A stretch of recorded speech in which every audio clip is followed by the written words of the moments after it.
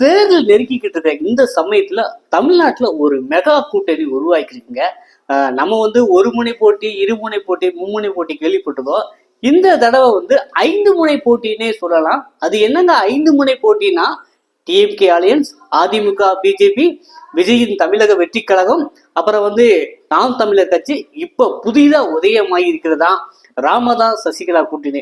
சரிங்க, இந்த கூட்டணி தமிழ்நாட்டுல அப்படி என்ன பெரிய தாக்கத்தை ஏற்படுத்திக்க போகுது அப்படின்னா, வாக்கு வங்கி வட தமிழகத்துல பலமா இருக்கும் வன்னியர் வாக்கு கண்டிப்பா ராமதாஸ் பிரிப்பார் அப்படின்னு நம்பலாம். அதே போல தென் மற்றும் டெல்டா மாவட்டங்கள்ல முக்குளத்தூர் வாக்கு வங்கியை சசிகலாவும் ஒருங்கிணைக்கலாம் அப்படிங்கிற செய்தி வெளியாகுது. இந்த கூட்டணி பாத்தீங்கன்னா அதிமுகவுக்கு தான் ஒரு சவால் அமையும்.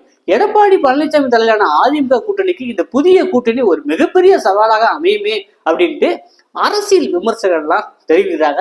இது குறித்து பாத்தீங்கன்னா டாக்டர் ராமதாஸ் என்ன கூறுறாரு அப்படின்னா, தமிழகத்துல இந்த ஒரு புதிய தாக்கத்தையே ஏற்படுத்தியுள்ளது.